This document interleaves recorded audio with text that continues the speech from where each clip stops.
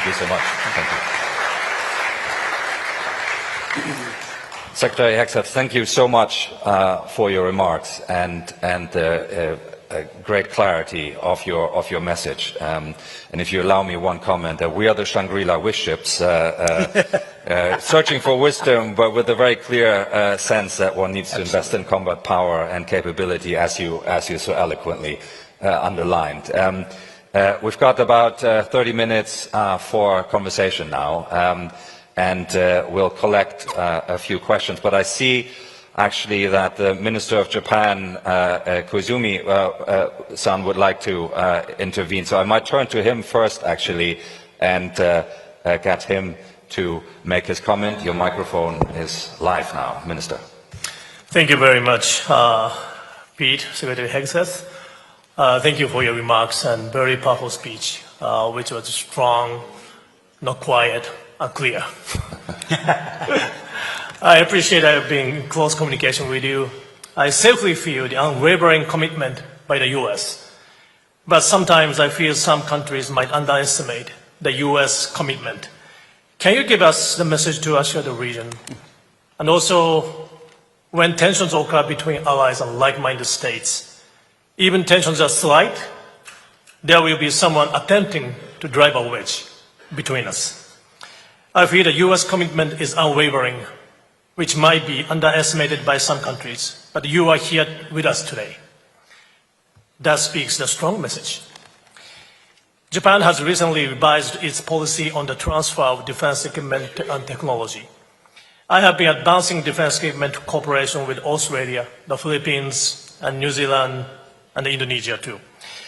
We are making those efforts to establish resilient supply chain so that countries in the region can help each other in case of crisis. I believe this initiative is aligned with the arsenal of freedom. Is my understanding correct? Thank you very much. Thank you very much, Minister Koizumi.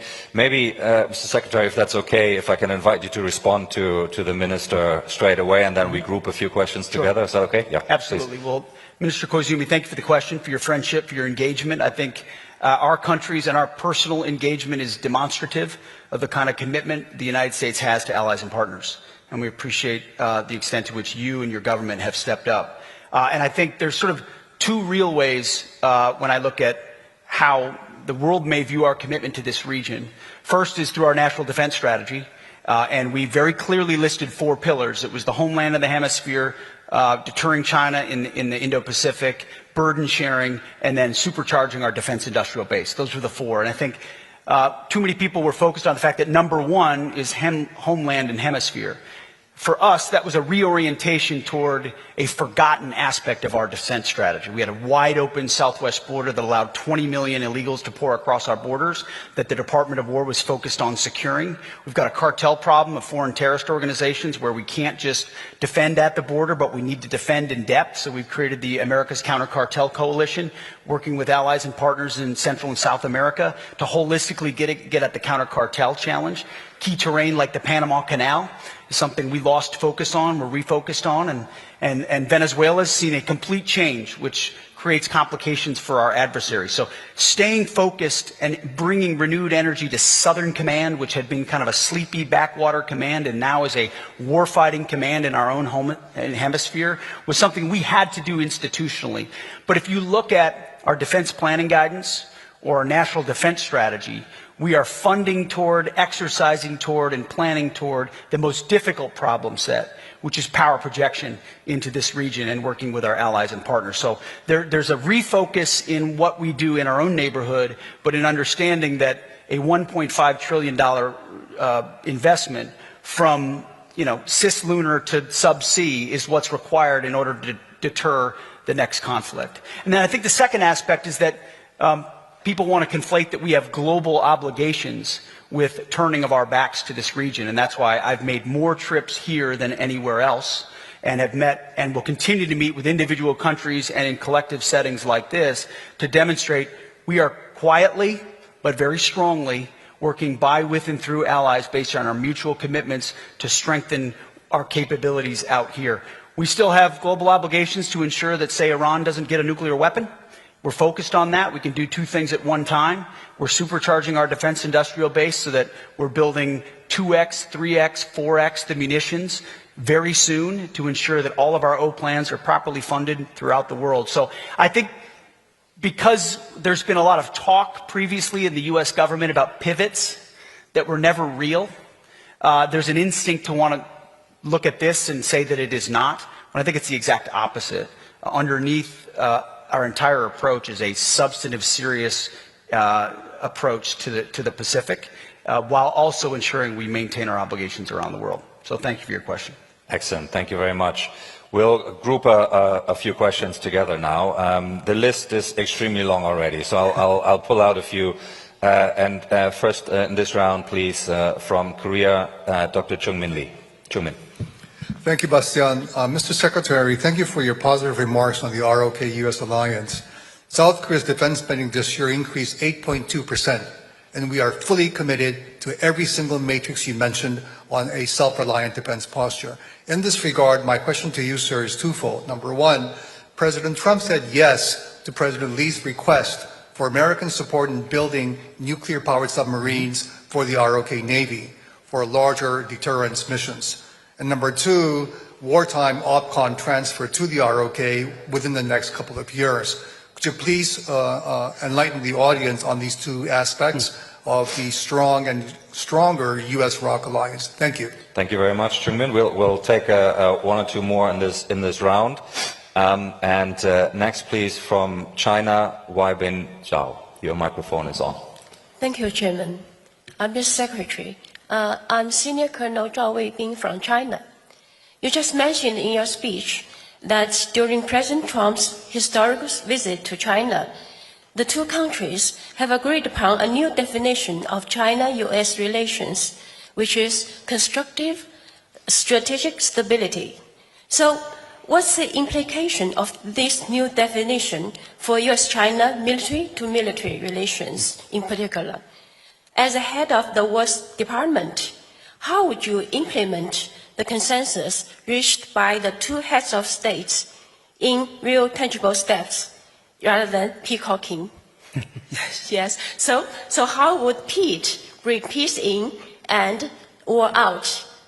Bring cooperation in and confrontation out. Thank you. Thank you very much. And we'll take from the United States, Douglas Greenlaw.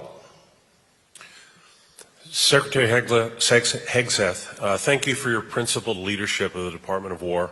Under your leadership, the Pentagon has placed a major emphasis on the key core principles like lethality, reconstruction of the defense industrial base, including accelerating innovation by leveraging private capital and commercial technology. What would you like to see from private capital to help scale these innovations, including internationally, so they can be useful not just to the U.S., but to the defense posture of the Indo-Pacific? Thank you very much. I see we have a young leaders group here as well, and I want to get in one of the younger voices in the room as well. So if we can please get from Pakistan, Tanzila Khalil, your microphone is on. And then we'll return to the Secretary. Thank you. Thank you, Mr. Secretary. Recently, it was identified by the Director of National Intelligence, Tulsi Gabbard, that Pakistan's potential ICBM capability as a future threat for the US. I wanted to seek your comment on how do you assess India's long-range missile capability, particularly in terms of the recent test of Agni 6 ICBM with a range of approximately 12,000 kilometers. Which could potentially place some parts of Europe and America within reach. Thank you, sir. Thank you very much. So we've got a summary of the themes there as well. So, Mr. Secretary, can I invite you to weave your way through these various comments? I can't weave as well as my boss can. Not possible. First on Korea, I see General Brunson is here, our commander, who does a phenomenal job there, ensuring that partnership is realized and deepened every single day. And I think it really does exemplify the kind of partnership, and that's why I led with the remarks about what South Korea has done. I was there when the president talked about nuclear power submarines. I think it's an important capability. I think we're looking for allies willing to expand subsea capabilities that produce real dilemmas.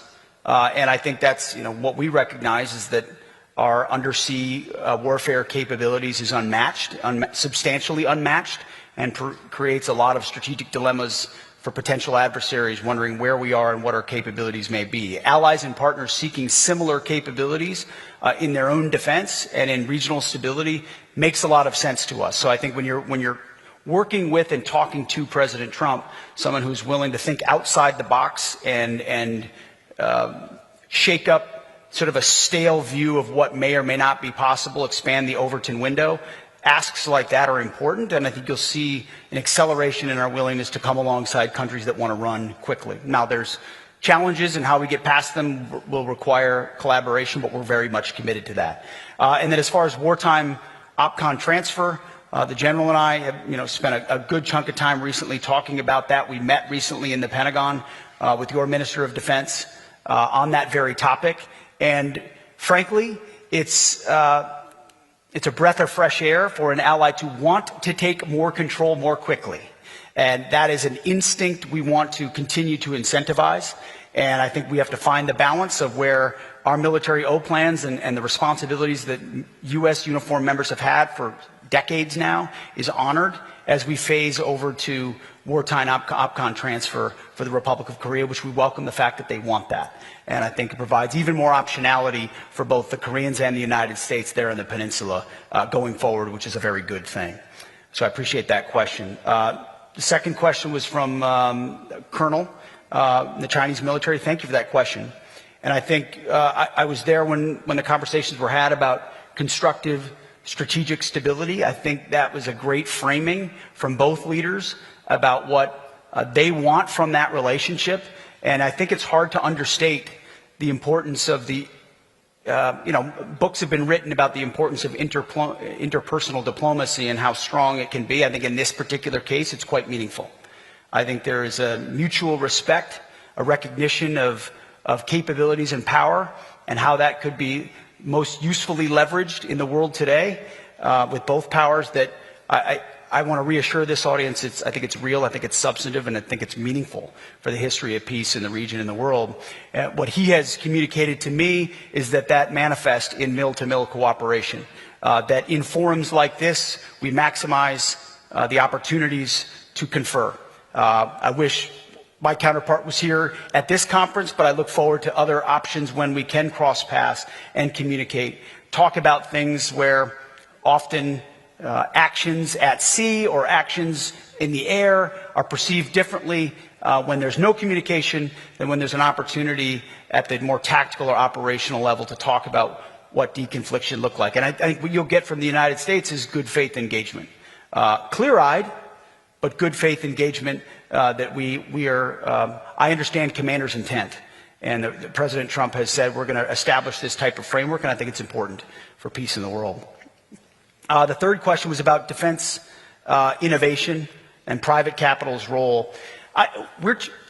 The static model of how the United States of America procured weapons and acquired weapons was insufficient for the modern age. You effectively had 5 prime contractors who were appended, in some cases, in not all cases, but in too many cases, appendages of the Pentagon bureaucracy, and had been grown accustomed to meeting the cost overruns, the time overruns, and the congressional annual system that gave everyone excuses to perpetuate that. Didn't give us enough, fast enough, always seeking the 100% solution that arrived a decade later as opposed to the 90% solution that we get in the hands of warfighters 2 years from now. And so I think one of the unsung heroes of our department is my Deputy Secretary of War, Steve Feinberg. He's our secret weapon. He came from the business, truly. If you don't know him, you should get to know him. He came from the business world and has taken that very same business mindset, I think for the first time ever inside the Pentagon, and has effectively said, and there's a lot of micro aspects to this macro approach, but if you want to do business with the Department of War, we'll make a trade with you. We will give you long lead times on critical munitions that we're clearly going to be purchasing for 5 to 7 years, or platforms. We're going to move into platforms. We're going to move into ships. We're going to move into airframes. You name it. You know we're going to be buying these, and Congress has been willing to move into multi-year procurement for us, which is a statutory requirement eager committees have given us and we have to be responsible with. But in exchange for 5 to 7 years of orders, we're demanding that those companies invest in their own infrastructure. So these companies are paying for new factories, new lines, new production facilities to the tune of $50 billion of capitalization. $50 billion that's not coming from U.S. taxpayers. It's coming from companies who would otherwise, in a world of private incentives, made those investments, but it's become cozy and easy to get the taxpayers to pay for that and then pay for the munitions as well, and we've just done it the same way. So over the next 2 or 3 years, we're going to see hundreds of production lines coming online for critical munitions, so that if we need more Patriots or THAADs or SM-3s or Tomahawks, or our partners do, it's not add another shift to try to eke out another 100. It's build 3 more plants so that we can 3x, 4x, and 5x the amount of those munitions that we are creating, which gets skin in the game for those companies as well. And through doing that and opening up our bureaucracy, which we go to war with our bureaucracy every single day, our job is to make sure we don't have 5 prime contractors by the time I'm done, but we've got 10, 15, or 20 who are able to compete on an equal footing, and now you really are building an arsenal. And then if you add on top of that co-production with partners around the world who want to do the same, now you're building a global arsenal of freedom that we require.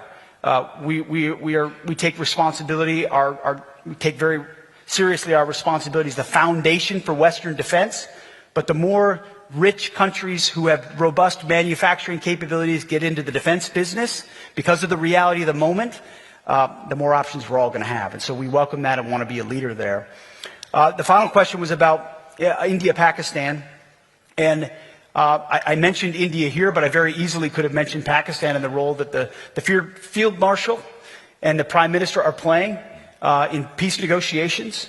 I think an unexpected development and a true friendship developing there, which I think is important. And you saw that in the ability of the President to come together on brokering a peace between India and Pakistan, 2 nuclear-capable countries.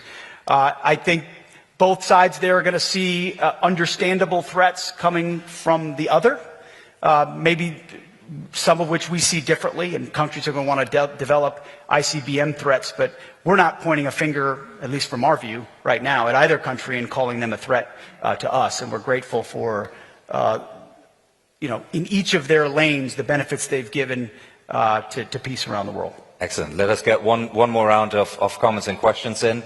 If I can ask for crisp, short questions so that we can get to answers. First one in this round from the United Kingdom, Tom Beckett. Mr. Secretary, thank you very much. Noting applauding the defence procurement changes that you're making in the Pentagon, on the 22nd of May, the Acting Secretary of the Navy said that the 14 billion FMS to Taiwan had been paused to preserve stocks for Epic Fury. Looking to the future, that's fine, and the here and now, how do you reconcile that with expedited arms sales for partners? Thank you very much, Tom. We take another question from China, Dong Wang. Your microphone's on.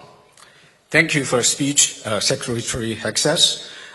Most recently, U.S. Forces Korea Commander General Xavier Bronson made a striking remark in a public interview, stating that South Korea is, quote-unquote, a dagger in the heart of Asia aimed at China. This comment stands in a stark contradiction to the spirit of a constructive China-U.S. relationship of strategic stability, which our 2 presidents agreed to build during President Trump's most recent visit to China, which you also just referred to in your speech. President Trump, in particular, has also repeatedly emphasized his desire to forge the best possible relationship with China. My question is simple. Does General Bronson's statement represent the official position of the Trump administration, and is characterization of South Korea's role as a dagger aimed at China authorized or endorsed by the Pentagon? Thank you. Thank you very much. The General is in the room, so he has an opportunity to perhaps follow up with you in the coffee break. But let me get one or two more questions in for this round. And we'll next turn from India to Vipatrap Vikram Singh. Vipatrap. Thank you, Bastian. Secretary Hegseth, how does the Department of War expect to establish equitable cybersecurity partnerships with allies who may lack the domestic intelligence and technical capabilities? Is there a risk that this may create an overdependence on the U.S. private sector, which might further perpetuate a protection-based model for cybersecurity in the region? Thank you very much. And we take from New Zealand, Anna, if you feel. Anna. Thank you, Mr. Secretary. I couldn't help but notice that New Zealand was missing from your list of countries there. They have recently outlined a plan to get from 1% to 2% of GDP, a long way from 3.5. Would you consider New Zealand to be a free rider? Thank you. Certainly sharp and clear question. We will take from Australia, which I think was mentioned, and our young leader group, Lee Sun. Over to you. Thank you. By order of risk to strategic equilibrium, what issues or conflicts in the region is the US most concerned about? Okay, thank you very much. And I'll just lob in one final one from Thailand. Panitan Watan Yagopon, your mic is on. Thank you. Thank you, Mr. Secretary, for your remarks. Very strong, loud, and super clear. In Thailand, I think Thai public opinion about the U.S. is not good, given the fact that we are one of the oldest allies and benefited a lot more from trade, surprisingly. On the other hand, public opinion about China is not that bad, still very good, given the fact that the Chinese scammers are doing a lot of damages to Thai public and a lot of Chinese weapons on Thai Cambodian borders. Under your leadership, what can you do about it? And if I may, what can Thailand do more about it, in your opinion? Thank you. Thank you very much. So again, a very rich set of themes to choose from. Perhaps, Mr. Secretary, I'll invite you to address that first point on Taiwan arms sales, and then we'll get through the other questions. Yeah, I would, on the Taiwan arms sales, I would very much decouple the two, and we feel very good about our stockpiles, both how we use them and in epic fury in this historic moment. And I don't think enough credit has been given to President Trump for his willingness to take on this global threat and do so through Admiral Cooper and our CENTCOM commander in a devastatingly effective way. And you know, status as of right now is that any deal will be a good deal. And I had a chance to talk to President Trump this morning. He wanted me to reiterate how patient he is in ensuring that with America undertaking this kind of historic endeavor, any deal will be a good one, a great one. And he's patient in the pursuit of that because of how the implications of how that sorts out. And certainly our department, we were in a cabinet meeting just a couple of days ago, and the president said, hey, it will be a great deal. And if Iran doesn't want to make a great deal that ensures they don't get a nuclear weapon, they can deal with the guy on my left. That was the only time I've ever been accused of being on the left. And he was pointing at the War Department. And we're serious about that. Our ability to recommence if necessary is, we are more than capable. Our stockpiles are more than suited for that, both there and around the globe, because of how we balance exquisite and more plentiful munitions. So we're in a very good place. And I wouldn't, Hung Kao is fantastic. but I would not couple the two in any way at all. And I feel good about not only where we are, but where we are in future production rates as well. And I think there's been a lot of false reporting with the wrong motives about where we might be, the United States of America, and we're in a very, very strong position and feel only better about where we're going in the future. Any decision about future Taiwan arms sales, as the President said, will rest with him and is the nature of that relationship. And certainly having been there for those meetings in Beijing, there's no change in our status there. So just to clarify. Since the good general was name-checked, I don't know if he wants to say anything. I would always give the floor to an esteemed American general. General Brunson on South Korea, and then I'll take it from there if you want. I don't know if you could turn his mic on or not. Can we turn on General Brunson's mic, please? Can you press the button on the, I think, if we can get some support here, please. We need to insert the badge, probably. Okay, yeah, there we go. General. Thank you. Mr. Secretary, thank you so much for that.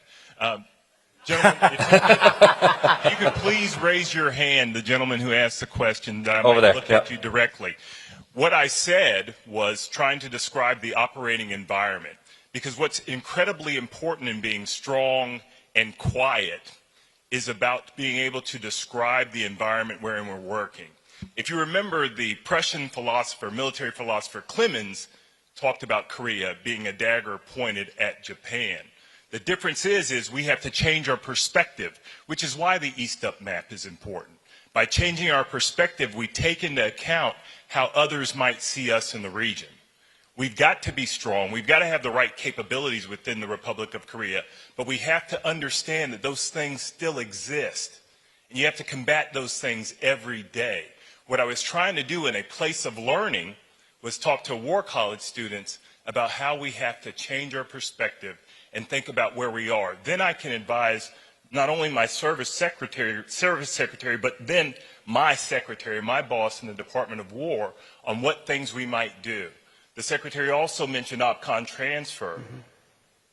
The position that we have within the peninsula, based on our great allies represented by Minister of Defense Ong Bak, who's right here in the front row, is important. But what's also important is that we have the right capabilities at the right place in the right time, but also take into account our perspectives. I'm encouraged by the fact that my president and my secretary went to China. That is tremendous. And that we might have increased relationships where we might talk. And we have to remember that when we're talking to students, we want them to understand and appreciate other perspectives other than our own. So many times over the course of my career and the Secretary's career, we've thought blue and red. Well, now there's a green there where we might have in this green space the opportunity to talk and to have military thought. The only way there will be philosophers in the future wearing uniforms like myself will be that we enter into the field of ideas. And we challenge ideas. And I'm okay with the challenge of the ideas, but we have to remember that context will always be king. And we have to take remarks contextually. And I would encourage that you listen to the entire podcast, as well as the speech that I gave to the War College students, which was pretty good. Thank you. Thank you very much for that response. That's why we gave him the mic. Very good. We've got 2-3 minutes left to get to... I'd like to give the remainder of my time to the general. New Zealand defense spending. We've got that question on prioritizing regional challenges and conflicts, and then there was a question from Thailand as well. There was a question on cybersecurity as well. I think what you've seen from our operations is how central we've made that capability, how important it is, how decisive it can be. And now that we're moving into the brave new world of AI and what it enables, the United States has incredible private sector advantages there that we intend to responsibly harness, which would require understanding how they work and how they can be utilized offensively or defensively, but responsibly, and working with partners on cyber. And those cyber relationships is going to be a huge part of how we enable partners, whether it's AI or not. New Zealand, I appreciate the question. Listen, I mean, if I'm being honest, 2% is not enough, and so 2% is freeloading. But I don't have anything against New Zealand. I want partners to step up. I didn't intentionally leave it off my list. I look forward to working with the new defense minister there and enhancing those capabilities. I think that relationship has been a very fruitful one for a very long time. But I think as my friends Richard Marles and John Healy know, I'm probably the most blunt with our closest friends about what our capabilities are and where they need to be to ensure that we're locking arms and shields considering the threats of the world. And we can't just say, oh, we've been friends for a long time, so let's work together. It's we've been friends for a long time, so you better have the same capabilities we do, because if we don't, our alliance is meaningless. And that's the kind of realism President Trump has asked me to inject into all relationships. I can't remember the last question. There was a question on Thailand. Yeah, I had a great meeting with, one of our oldest allies, almost 200 years, and I think played a very constructive role and is continuing to try to play a constructive role in how that conflict gets resolved. Had a great meeting yesterday with the Minister of Defense, and I think we found some public ways and some private ways that we can deepen our partnership meaningfully. So certainly very committed to that relationship. Fantastic. Secretary Hegseth, thank you so much for being at the Shangri-La Dialogue. It's a real pleasure. Thank you.